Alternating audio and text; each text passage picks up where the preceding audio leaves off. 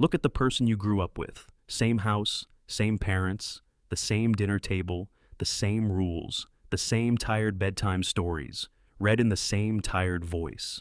And somehow, you turned out nothing alike. One of you is loud. One of you vanishes into a book. One of you chased every risk you could find. One of you stayed careful, quiet, safe. Same beginning.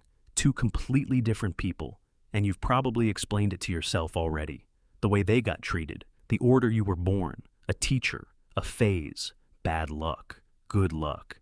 But the real reason is stranger than any of that. And it starts with a number that shouldn't be true. You and your sibling are only half the same. This isn't a story about your family, it's about you. Here's the thing nobody tells you. We grow up believing something simple. Same parents, same blood. So we must be built from the same stuff. Half of them, mixed together. It feels obvious. It's also wrong. Because that half isn't a fixed thing you both got a clean copy of. Every single time a child is made, the deck gets shuffled, cards flipped, swapped, dealt again from scratch. You got one hand off that deck. Your sibling got a completely different one. So yes, you share about half your parents' cards. But you and your sibling, you only overlap by half too. And it's a random half. Sit with that for a second. The brother across the table. The sister on the other end of the phone. On the parts of us that actually differ, temper, focus, the wiring underneath. They share about as much with you as they'd share with a stranger you've never met. Same face at the family reunion. Half a stranger underneath, okay. But you were raised the same. Same walls, same food, same everything. That has to count for something, right? Hold on to that. Because scientists tried to test exactly that, and what they found broke the whole idea. Here's how they did it. They found homes with two adopted kids, two children with no genetic link to each other at all, but same house, same parents, same school, same dinner every night, same rules, same bedtime, same everything. If the home is what shapes a child, these two should have grown up alike. Same environment in, same person out.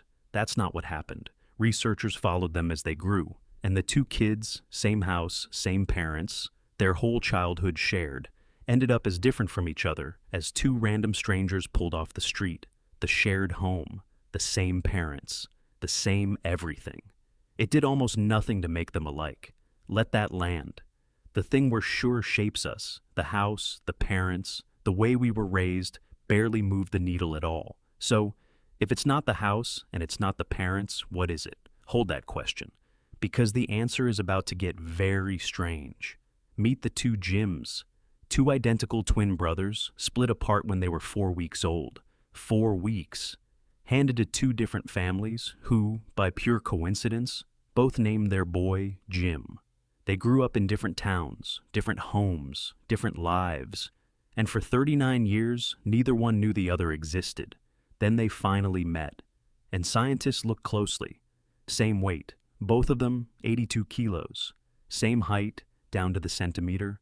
Both of them had suffered the same specific headaches, migraines, starting at exactly 18. Both of them, in their spare time, loved working with wood, two lives that never touched once. And they came back mirrors of each other, strangers who shared a face, and a headache, and a hobby, and never knew. So, here's where you start to think you've got it. It's genes. It was always genes. The house doesn't matter, the parents don't matter. Your DNA just plays itself out, and there's nothing anyone can do. That feeling, that certainty, is about to break. Because go back to where we started. Two kids, same parents, same house. But this time, they're actually related, and they turn out completely different. If it's not the house that split them, the researchers just showed the house barely matters. And it's not simply the genes, because they share a huge chunk of those. Then something is missing. What is the thing that made two children in one home into two different people? Here's the answer.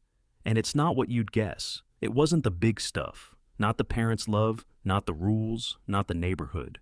Researchers found the shared parts of childhood, the parts both kids got, do surprisingly little.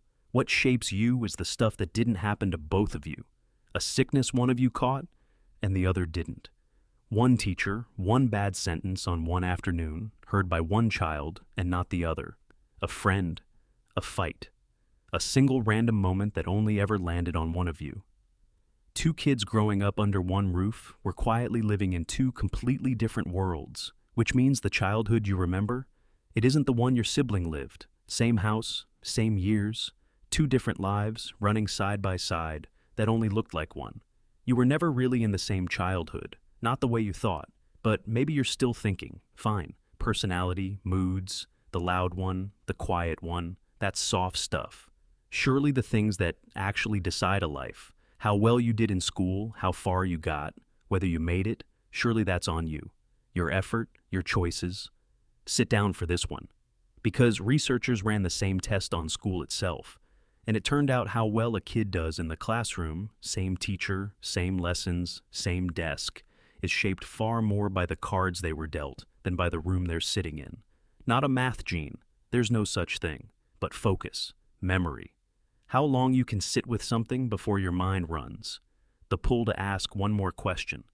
Those came preloaded. One kid gets bored in 10 minutes. The kid beside them can fall into a book for hours. Same class, two different engines. And here's the part that should stop you cold. Remember those adopted kids? When they're small, they act like the family that raised them. Same habits, same voice, same little routines. But as they grow up and walk out into their own lives, they slowly drift, away from the people who raised them, toward the parents they were taken from at birth, and, in some cases, never even met. Not the parents who tucked them in every night, the strangers whose deck they were dealt from. The older you get, the louder your own cards get. The childhood fades, the blueprint rises, and that's the quiet, uncomfortable turn hiding under all of this. So much of what we call effort, the kid who sits still, the kid who reads for hours, the one who just finds it easy, a huge piece of it was handed to them before they took a single breath. We hand out praise and blame like everyone started at the same line. They never did. And here's the part that pulls it all together. This isn't a glitch. Nature does it on purpose. Every birth, the deck gets shuffled. So one family can't just print copies of itself. So the loud one and the quiet one and the careful one and the reckless one all come from the same two people. So a family spreads out across every kind of person it can make, because a group where everyone is different survives better than a group where everyone is the same. Your difference from your sibling isn't a mistake in the system. It is the system. So look at that person again, the one you grew up with, same house, same parents, the one who turned out nothing like you. You were handed different cards from the same deck and told you were playing the same game. You never were. No two people ever get the same start. Not in the same town, not in the same house, not even with the same blood.